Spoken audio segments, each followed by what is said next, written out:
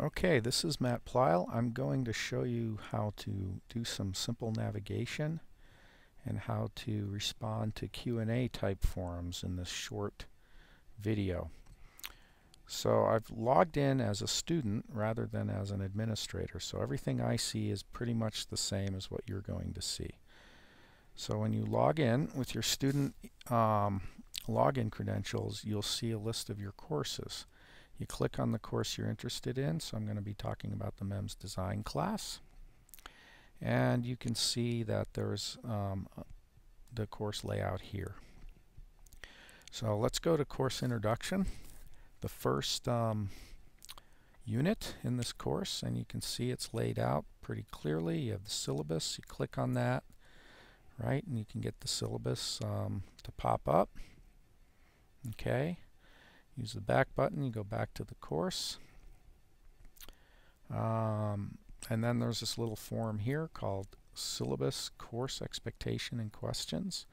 You can post any of your questions here, okay, regarding the syllabus. I don't think anybody's posted anything yet.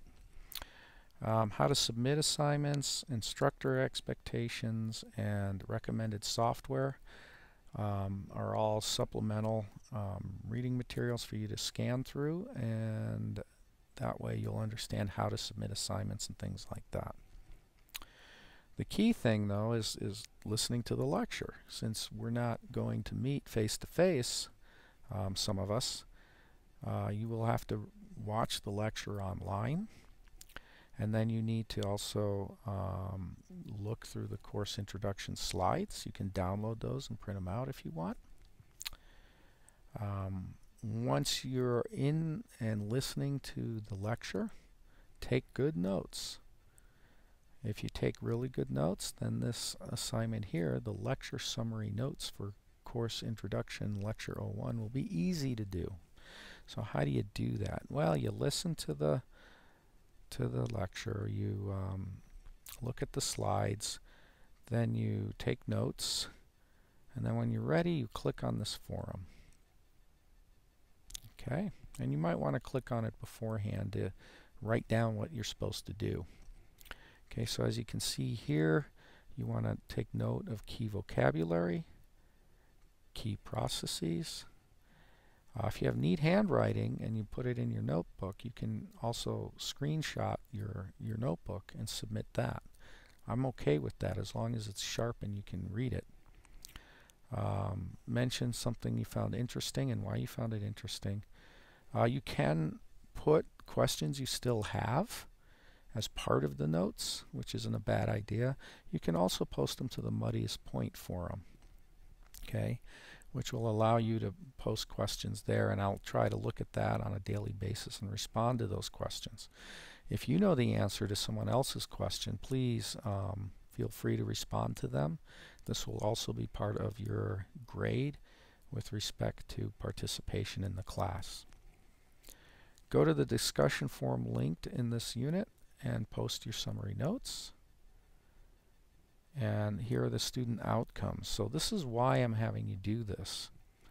When you write to learn, you'll identify and define key vocabulary words. I want you to do that for the vocabulary you don't understand.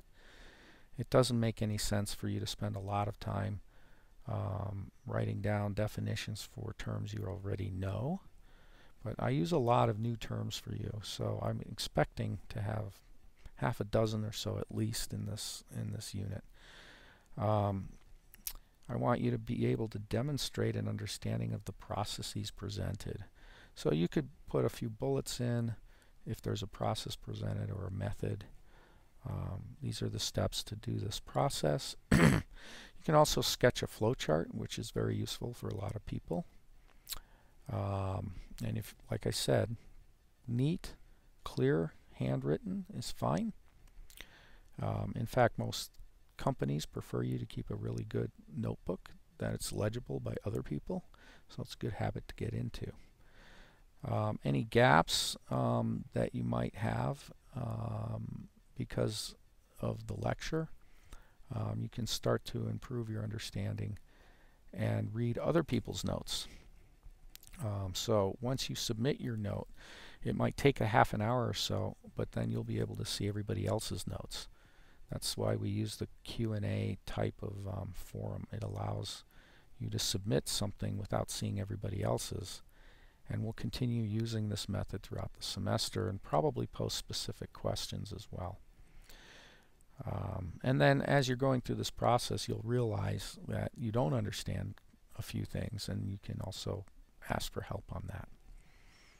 Okay?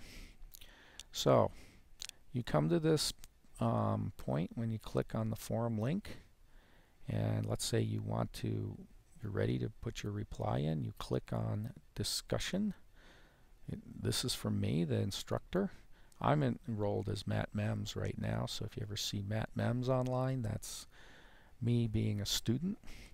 But if I click on it, just like you would click on it, it says this is a question and answer form. In order to see other responses to these questions, you must first post your answer. So you can see here are the notes. You can download that file and read it before you submit. But when you're ready to submit, you can click on reply. Okay, and that might take a few seconds to come up on your screen. But now you have the standard form reply screen. Okay, so you can start typing your message there, or you can attach a file. Okay, so if you've written it up, put it into a PDF file, you can attach it at this point.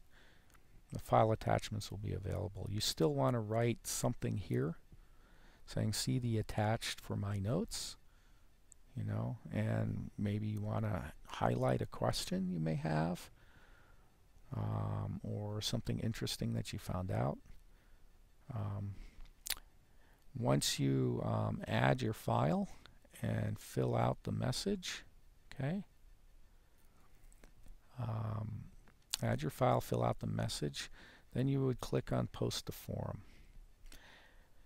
Okay, so how do you add a file? You might not know that. If you click on add a file icon, that was that icon right here, okay, it gets you to the file picker window, and you want to click on upload a file.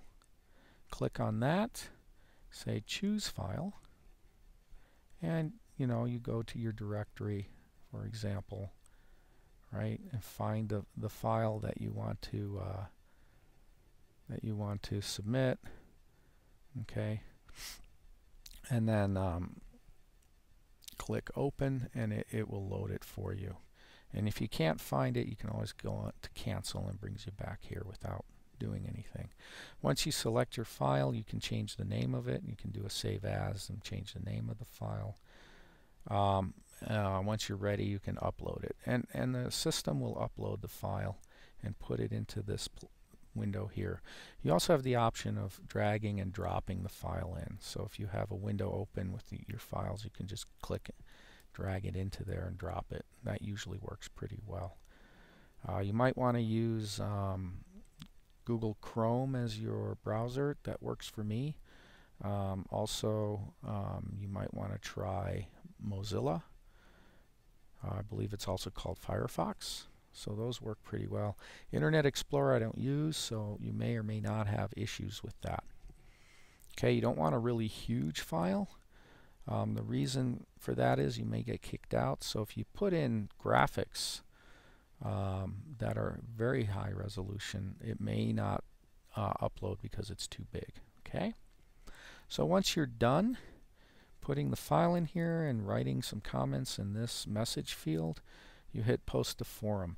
Now what happens at that point, an email is sent out to everybody else in the class saying that you posted to the forum and there's something for others to read.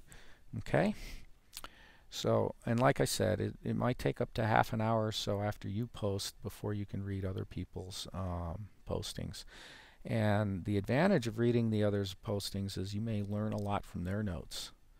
Okay, and they may have a different way of doing their notes that might work better for you. So I encourage you to look at several other students' submissions. It can only improve your learning, and that's the key to this course. All right, so that's basically how you submit to a Q&A type forum. Okay, so if I go back to the course introduction unit, that gets you through that. And I think most of you figured out how to do introduce yourself. That's a little more obvious, you know. And that one's a different type of forum. That's a standard forum. So if you click on it, you can see everybody's submissions. You can go through and read them, read the replies and that sort of thing. Okay, and I always encourage you to reply to a few other postings. You usually will get some more points, and it'll push up your participation grade, and it actually helps you understand the material better the more you interact with it. Alright, so that's about all I have for this short video, and looking forward to communicating more with you down the road. Feel free to post anything in the muddiest point. That's this this unit or this forum up on top of the course, and you can add a new discussion topic every time you have something that's you'd like to have an answer to. And like I said, if you have the answer to somebody else's questions, feel free to answer it for them. That also will help your participation grade. All right, so that's all I have. Enjoy the course.